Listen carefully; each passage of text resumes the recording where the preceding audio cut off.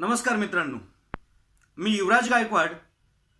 आज स्टेजवर गेल्यानंतर सुरुवातीची 90 सेकंद कोणत्याही वक्त्याला भीती वाटत असते आणि त्या भीतीवर मात करण्यासाठी पहिल्या 90 सेकंदात काय करायचं याच्याबद्दल मी बोलणार आहे।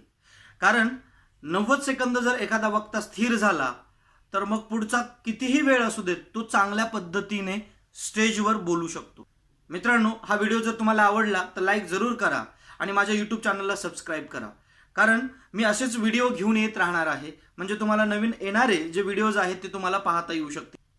सुरुवातीला जी 90 सेकंद आहेत तिथे स्टेजवर गेल्यानंतर समोरचे प्रेक्षक बघितल्यानंतर जनसमुदाय बघितल्यानंतर साहजिकच आपल्याला भीती वाटते।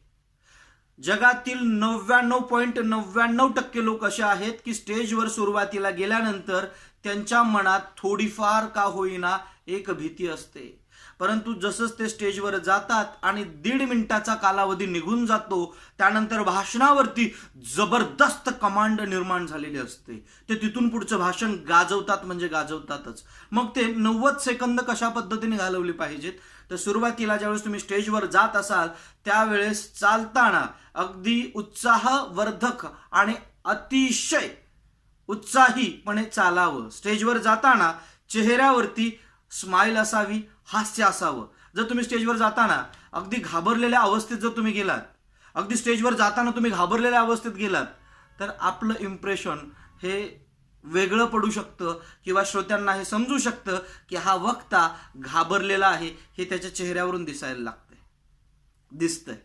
म्हणून जाताना आपल्या चेहऱ्यावरती स्माइल ठेवावी। स्माइल ठेवून तुम्ही गेलात तर फार चांगलं राहील। सुरुवातीला तुम्ही जर पोडियमवरून बोलणार असाल तर पोडियमला जाऊन तिथे माईकला थोडंसं ॲडजस्ट करून चेहऱ्यावरती स्माइल ठेवूनच तो माईक ॲडजस्ट करायचा आणि मग पुढचं संभाषण चालू ठेवायचं।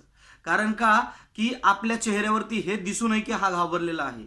आणि हे करत असताना एक 5 महत्त्वाच्या गोष्टींवरती लक्ष केंद्रित करा।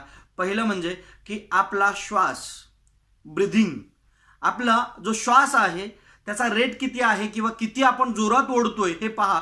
कदाचित असं होऊन सुरुवात ही शांत झाली तरी चालेल, तुम्हाला तिथे जाऊन स्टेबल व्हायचं हे पहिलं आपल्या डोक्यात असू देत। म्हणून पहिल्यांदा कधीही श्वासावरती लक्ष केंद्रित करा। दुसरं, जे सगळे प्रेक्षक बसलेले आहेत त्यांच्यावरून एक नजर फिरवा, शांत रहा, नजर फिरवा। मग तुम्ही ज्या पद्धतीने सुरुवात करायला पाहिजे, तिसरी महत्त्वाची गोष्ट ती म्हणजे ज्या पद्धतीने तुम्ही सुरुवात करायला पाहिजे, नमस्कार म्हणून, माझ्या बंधू आणि भगिनींनो, विद्यार्थी मित्र हो, अशा पद्धतीने तुम्ही सुरुवात करू शकता। त्यावेळेस थोडंसं कॉन्फिडन्स यायला लागतो। त्याचबरोबर जर तुम्ही स्टेजचा जर वापर करत असाल तर तुम्ही इकडून इकडे जात असताना, चालत असताना किंवा इकडून इकडे जात असताना सहजता ठेवा, जेणेकरून की तुम्हाला अतिशय बरं वाटायला लागेल। आणि 5वं सगळ्यात महत्त्वाचं म्हणजे की हात तुमचे ओपन ठेवा, मोकळे ठेवा आणि बॉडी लँग्वेजचा वापर करायला लागा। जे बोलणार आहात ते बॉडी लँग्वेजच्या माध्यमातून जर बोललात तर थोडीशी अजून भीती कमी व्हायला लागते। आणि जसा हे सगळं होईपर्यंत आपला 90 सेकंदाचा कालावधी निघून जातो आणि आपलं प्रेझेंटेशन जे आहे त्याला सुरुवात होते आणि आपलं प्रेझेंटेशन अतिशय चांगलं होऊ शकतं। मित्रांनो, हा व्हिडिओ तुम्ही शेवटपर्यंत पाहिला त्याबद्दल धन्यवाद।